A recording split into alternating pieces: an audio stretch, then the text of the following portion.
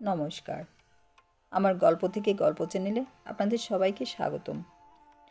আজকের গল্পটি হচ্ছে দেবদাসী। লিখেছেন অনুরূপা দেবী। দেবদাসী ভারতীয় প্রাচীন সমাজে একটা ঘৃণ্য প্রথা, যেখানে বাল্যকালেই ছোট মেয়েদেরকে মন্দিরের দেবতার উদ্দেশ্যে উৎসর্গ করা হতো। তারা মন্দিরের দেবতার দাসী বলিয়া গণ্য হতো। তারা সঙ্গীত, নৃত্য আরও মন্দিরের বিভিন্ন নানা রকম কাজকর্মে রত থাকত। কিন্তু পর্দার অন্তরালে তারা ছিল মন্দিরের পুরোহিতের ভোগ্য বস্তু। করুন তাদের কাহিনী। চলুন শোনা যাক এমন একজন দেবদাসীর গল্প। তৃণাবেলীর সুপ্রসিদ্ধ পিঙ্গলেশ্বর মন্দিরের বৃদ্ধ পুরোহিত চিদম্বরম আপ্পি যখন শিশু বিশোকার সমস্ত ভার গ্রহণ করিয়া তাহার মুমূর্ষু জননীকে নিশ্চিন্ত চিত্তে মরিবার অবসর দিলেন, তখন হইতে সকলে বুঝিয়াছিল যে এই মন্দিরে আর একজন দেবদাসীর সংখ্যা বর্ধিত হইল। মন্দিরে 5 জন দেবদাসী বাস করিত। ইহার মধ্যে বয়োজ্যেষ্ঠা চম্পা শিশু বিশোকার লালনবান গ্রহণ করিলেন। শিশুর মুখে যখন প্রথম কথা ফুটিল, তখন সে চম্পার ক্রোড়ে বসিয়া ডাকিল, মম্মা। অমনি চমকিয়া দ্বিতীয় দেবদাসী অচলা শিশুর মুখ চাপিয়া ধরিয়া মাথা নাড়িয়া কহিলেন, চুপ চুপ, মা তোর আবার কে? মা তোর নাই। দেবদাসী দেবোদ্দেশ্যে উৎসর্গিতা। এই পৃথিবীর সহিত তাহার কোনরূপ সম্পর্ক পাতানো চলে না।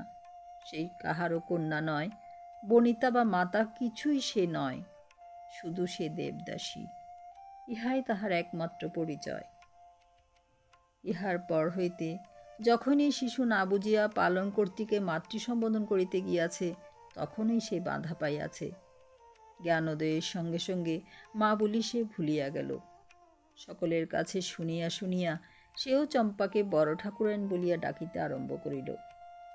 5 জন দেবদাসী। দেবমন্দির সংশ্লিষ্ট উদ্যানের প্রান্তে তাহারা বাস করে।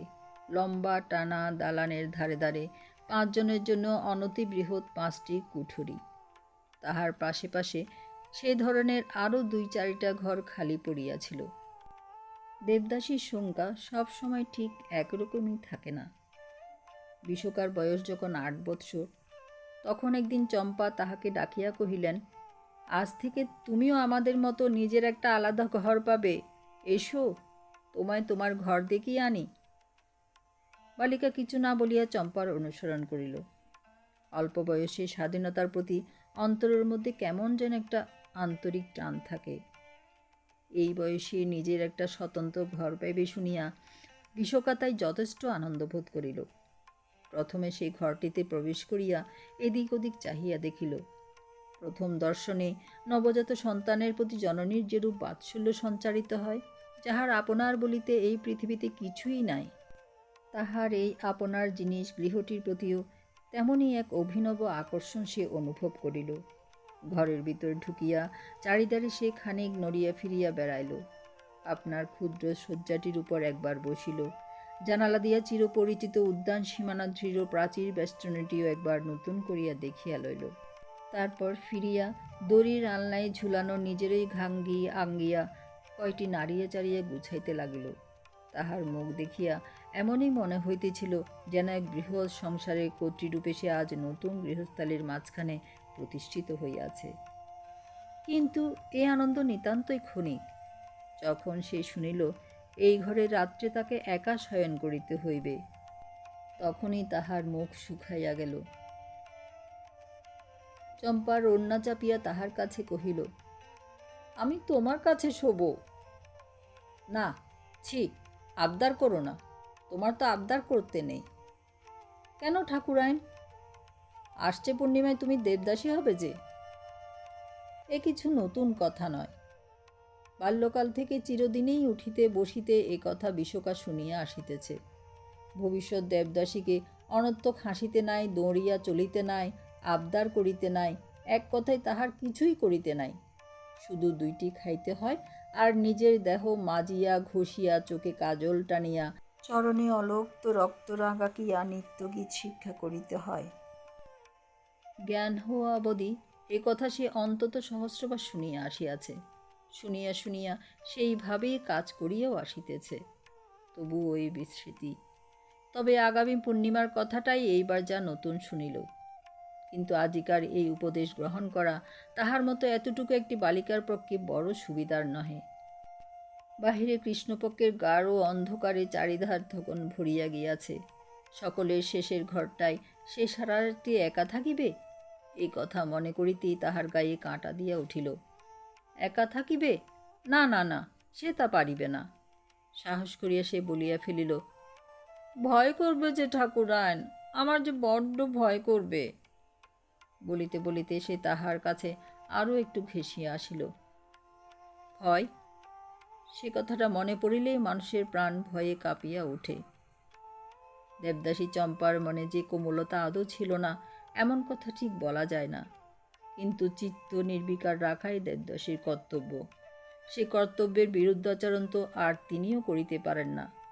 কাজেই জোর করিয়া বালিকার ভয় কাথর মিনতির পানে লক্ষ্য না করিয়াই তিনি গম্ভীর মুখে কহিলেন, ভয় কি? দেবদাসীর প্রাণে ভয় থাকতে নেই। যাও, কোনো দিকে না চেয়ে নিজের ঘরে চলে যাও। দূর বন্ধ করে শুয়ে পড়োগে। চিত্ত নির্বিকার করিবার অভ্যাস করিয়া নাও। পূর্ণিমার তো আর বেশি দেরি নেই। অনিচ্ছুক বালিকার হাত ধরিয়া টানিয়া তাহাকে তিনি ভিতরে লইয়া গেলেন। ঘরের ভিতরে তাহাকে রাখিয়া বাহির হইতে দ্বার রুদ্ধ করিয়া দিলেন। মন তাহার এই কঠোরতার বিরুদ্ধে বিদ্রোহী হইয়া কাঁদিতে চাহিল। বিশোকাকে ফিরাইবার জন্য ব্যগ্র হইয়া উঠিল। আহা, ভয় চকিতা বালিকা! কিন্তু না, উভয়ের ইহাতে ব্রতভঙ্গ পাপ হইবে। সেই পাপ বহন করিবে কে? সংসার জীবের প্রতি দেবদাসীর মায়া শোভা পায় না। কত রাত্রি পর্যন্ত চক্ষে নিদ্রা আসিল না। মন কেবলই পাশের দিকে বিছানা হাতড়াইয়া কাঁদিতে চাহে। কর্ণ উৎকণ্ঠিত হইয়া বাহিরের দিকে কাল্পনিক শব্দ শুনিতে থাকে। একসময় বাহিরের দিক হইতে যেন একটা ভয়ার্ত কাথরোক্তি, পরক্ষণে আবার যেন কাহার দ্রুত পদধ্বনি। নীরব রজনীর ঘন অন্ধকার চিরিয়া শূন্যে মিশিয়া গেল। রুদ্ধদ্বারের অন্তরালে শয্যায় পড়িয়া বিনিদ্রা চম্পা ছটফট করিয়া শুধু প্রহর গুনিল, তথাপি নিয়মভঙ্গ হইতে দিল না। ওখানে নির্জন গৃহে আড়ষ্ট বালিকা প্যাচকের কর্কশ শব্দে শিহরিয়া দুই হস্তে কর্ণ আচ্ছাদন করিল। অলক্ষ্যে তাহার রুদ্ধ কণ্ঠ ফাটিয়া কাথরোক্তি উচ্ছ্বসিত হইয়া উঠিল, মা গো! হায়, কোথায় কে, কোথায় তাহার মা? মা বলিয়া ডাকিয়া কোন অনির্দিষ্ট সুদূর লোকে তাহার শরীরিণী অথবা অশরীরী মাতৃবক্ষে সে কোনো অজ্ঞাত আকুলতা জাগাইয়া তুলিতে পারিল কিনা কে জানে। কিন্তু এ জগতের কাহাকেও সেই মধুময় মাতৃসম্বোধনে টলাইয়া নিজের পানে টানিতে পারিল না। ভাষাহীন অব্যক্ত কাতর ক্রন্দনে তাহার সারা প্রাণ পূর্ণ হইয়া উঠিল। তথাপি কেহ আসিল না। উৎকণ্ঠিত বক্ষে কোনো মতে সে রজনী যাপন করিল। ভোরের আকাশ তখনও নির্মল হয় নাই। শুকতারা ঈষৎ ম্লান চোখে চাহিয়াছিল। পূর্ব দিক একটি ভাবী সৌভাগ্যের সূচনায় অরুণ রক্তবর্ণে রাঙিয়া উঠিতেছে। সহসা বাহিরে পদধ্বনি শ্রুত হইল। এতক্ষণে সেই পরিচিত ধ্বনিটুকু শুনিয়া যেন মৃতদেহে জীবন লাভের মতোই তাহার অর্ধলুপ্ত সংজ্ঞা আবার ফিরিয়া আসিল। তবে আবার সে মানুষের মুখ দেখিতে পাইবে। তবে সে বাঁচিয়া আছে, মরে নাই। বাহিরে আসিতেই সে বুঝিল সতর্ক দ্রুত পদে কে যেন চলিয়া গেল। বিদ্যুতের মতোই সে ক্ষিপ্রগতি। কেও? বিশোকা চিনিল, ডাকিল, মা! বড় ঠাকুরাইন! ঠাকুরাইন ফিরিলেন না। মনের কোণে যদি কোথাও এক ফোঁটা একটু মানবীয় দুর্বলতা গোপনে লুকাইয়া থাকে, তাহাকে লোকলোচনের দৃষ্টিপ্রতি প্রকাশ করা কেন? পরীক্ষার কয়টা দিন কাটিয়া গেলে যথাসময়ে সাড়ম্বরের সমারোহে অষ্টম বর্ষীয়া বিশোকা ষষ্ঠ দেবদাসীর স্থান অধিকার করিল। সেদিন সে কি আনন্দ! নূতন অলঙ্কার বস্ত্র ও পুষ্পমাল্যে ভূষিতা বালিকা বিগ্রহকণ্ঠে মাল্য পরাইয়া আপনাকে দেবচরণে উৎসর্গিতা করিল। পার্থিব জগতের সকল সুখ দুঃখ জলাঞ্জলি দিয়া অপার্থিব জীবনের মধ্যে সে আপনাকে বিকাইয়া দিল। ক্ষুদ্রা মানবী আপনাকে দেবীত্বে অভিষিক্তা করিয়া এক বিপুল গৌরবে নিজেকে বিমণ্ডিতা ও আপনার জন্ম সার্থক বোধ করিল। সুদীর্ঘ 5 বৎসরে সংসারের অনেক পরিবর্তনই ঘটিয়াছিল। প্রধান পুরোহিত চিদম্বরমাপ্পি গতিশীল জগতের চক্রনেমির আবর্তনের সঙ্গে সঙ্গে আবর্তিত হইয়া কোন এক নতুন পথে যাত্রা করিয়াছিলেন। তাহার স্থানে সদাশিব দেশপাণ্ডে এখন প্রধান আচার্য। চতুর্থী দেবদাসী রঙ্গিলা কঠিন রোগশয্যায় শায়িতা, অচলা অপসৃতা এবং বালিকা বিশোখা এখন পূর্ণত্রয়োদশ বৎসর বয়স্কা অতুল লাবণ্যে শ্রীবিভূষিতা যৌবনা কিশোরী। এখন নিজের ঘরে একা থাকিতে তাহার মনে কিছুমাত্র ভয় ছিল না। শুভ্র শয্যাতলে সুন্দর তনু হেলাইয়া দিয়া বিশ্রাম সুখভোগে যামিনী যাপন এবং সেই চারুদেহ মার্জিত শোভিত করিয়া তুলিতেই দিবসের অধিকাংশ সময় তাহার কাটিয়া যায়।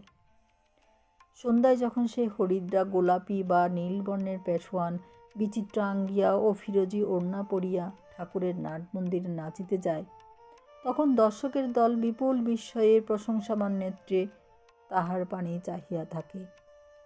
চাহিয়া চাহিয়া তারা যেন বিহ্বল উন্মত্ত হইয়া ওঠে। তাহারা সঙ্গীত, এসরাজ, বিনায়, তাহার মধুর আলাপ, সেই অপূর্ব নিত্যলীলা, সেই সমস্ত যেন ইন্দ্রলয়ের নর্তকীর কথা স্মরণ করাইয়া দেয়। তরঙ্গময়ী গিরিতটিনীর ন্যায় তাহার গতিটুকু অত্যন্ত লঘু, তেমনি লীলা চঞ্চল।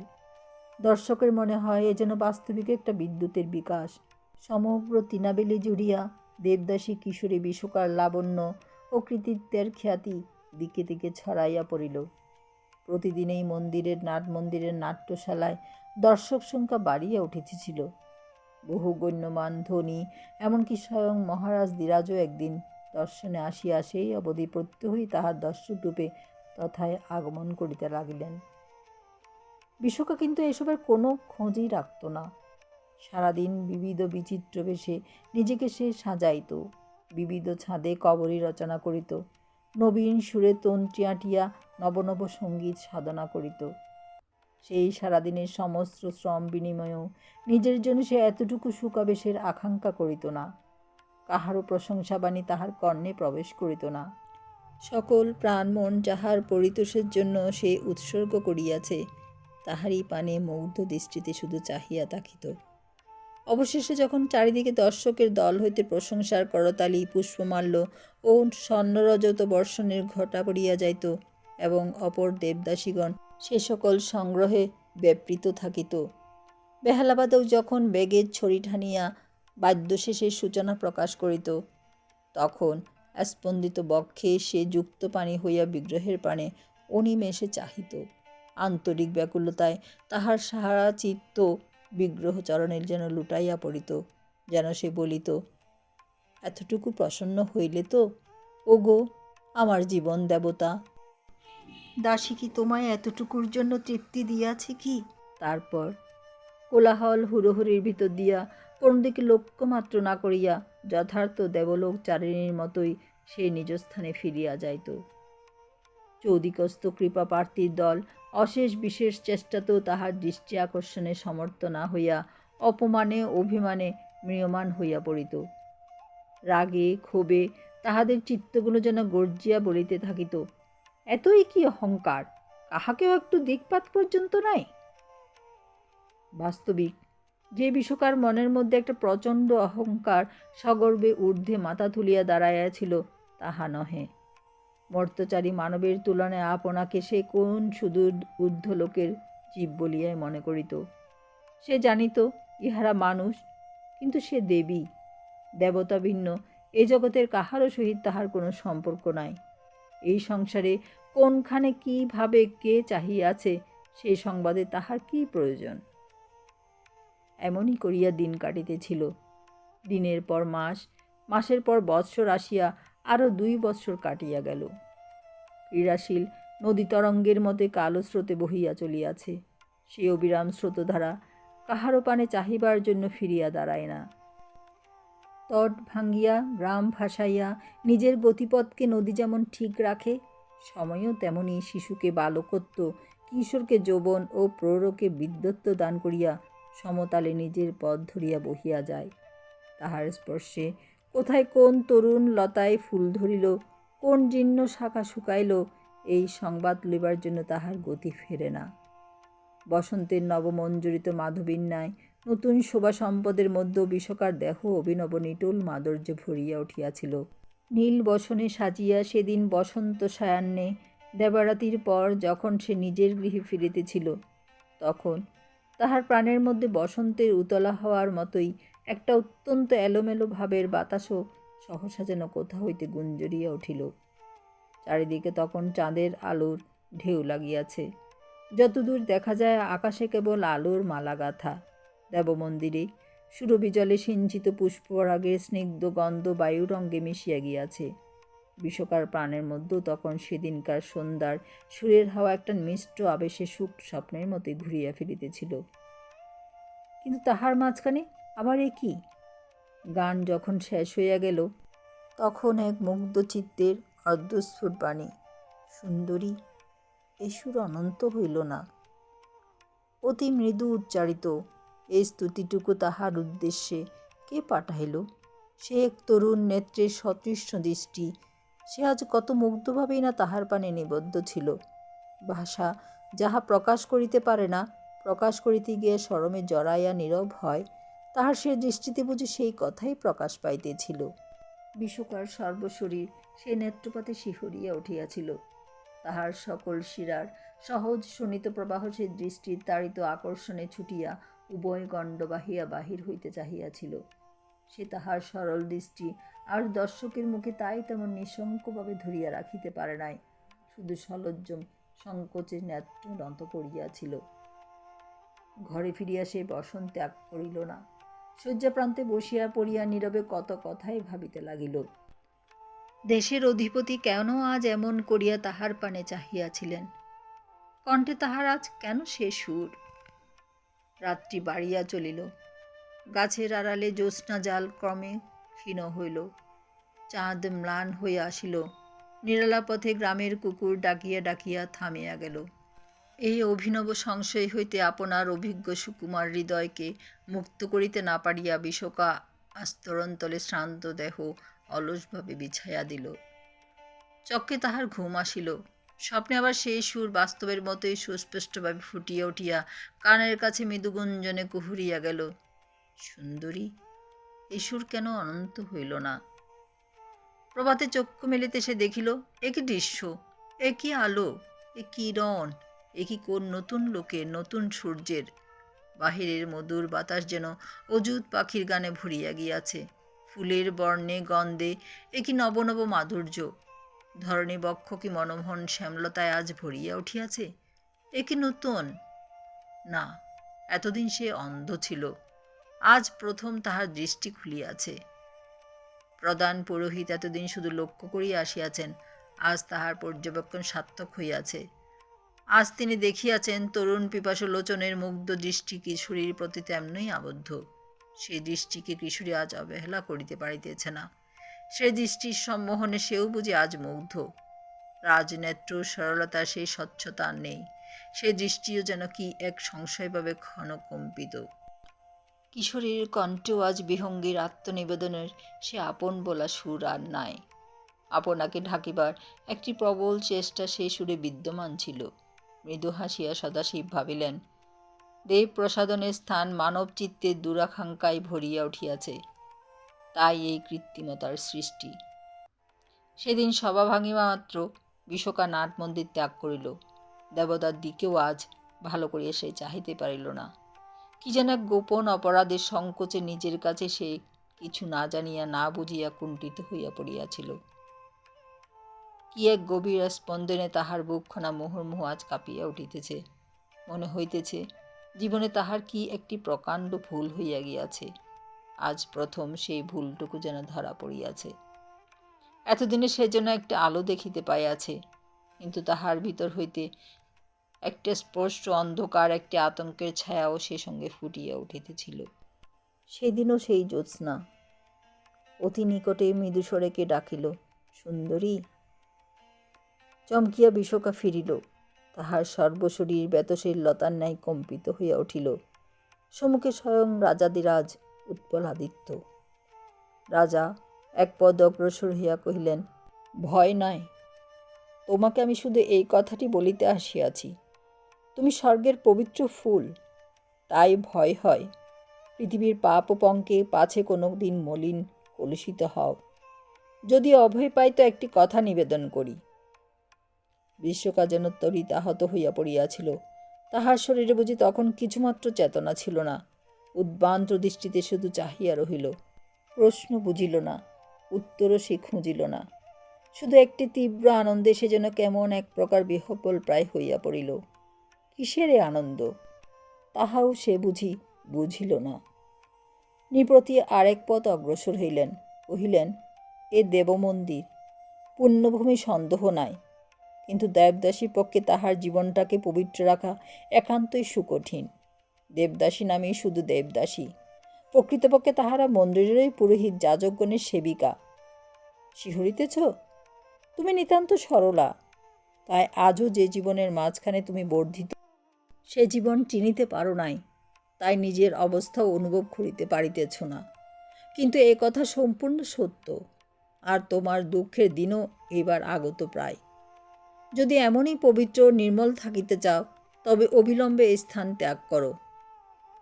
বিশোকা এখনও কিছু বুঝিল না, কিন্তু একটি অজানা বিপদাশঙ্কায় তাহার সর্বশরীর শিহরিয়া কাঁপিয়া উঠিল।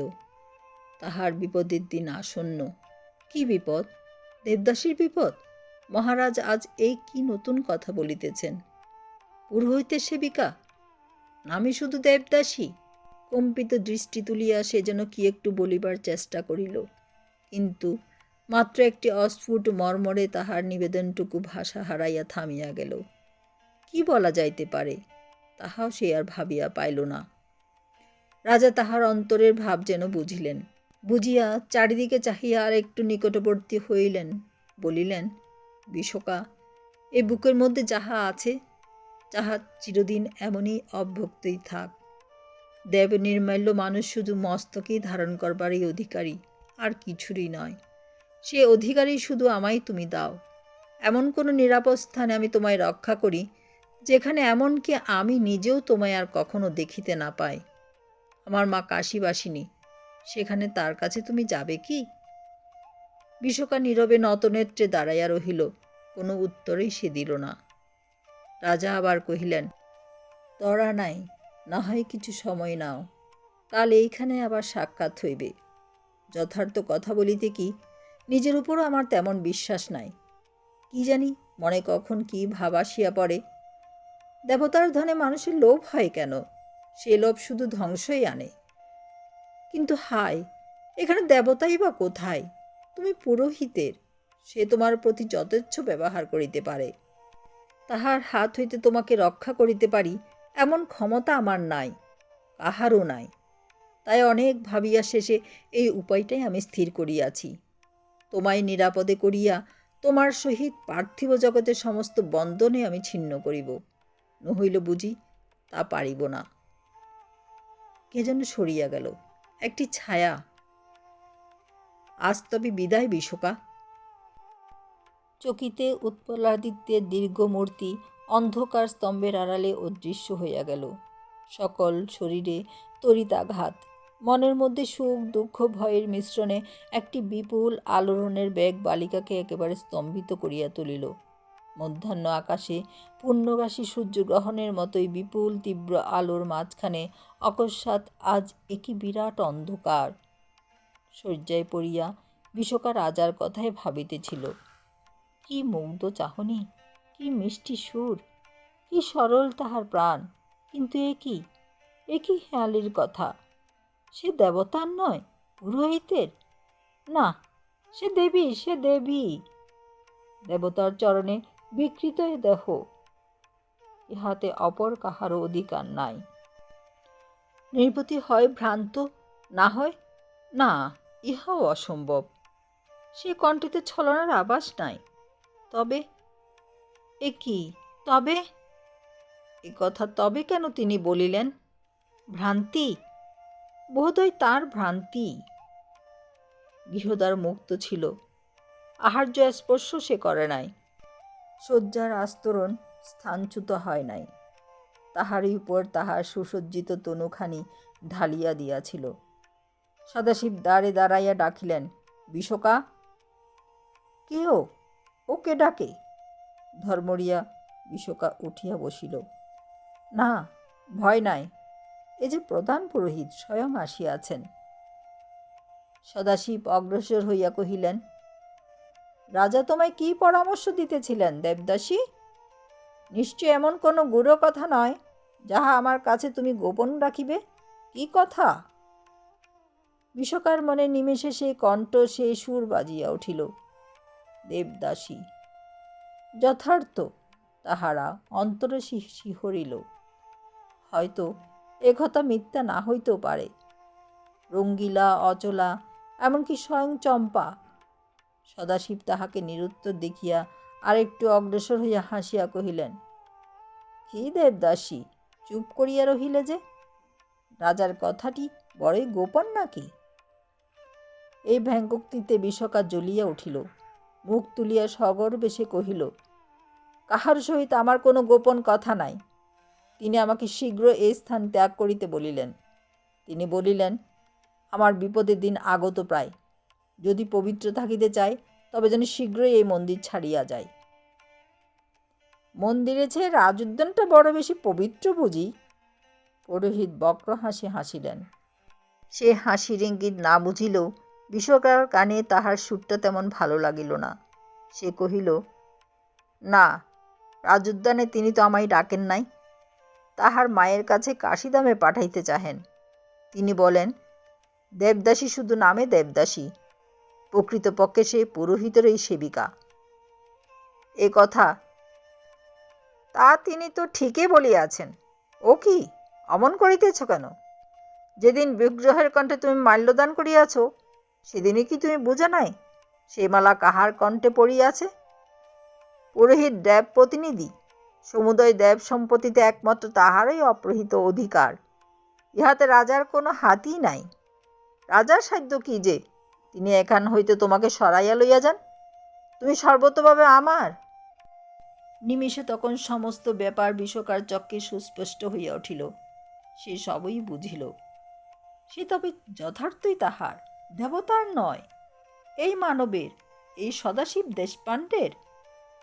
অনেক কথাই আজ তাহার মনে পড়িল। স্বপ্ন টুটিয়া সত্য আজ ভীষণ মূর্তিতে তাহার সম্মুখে ফুটিয়া উঠিল।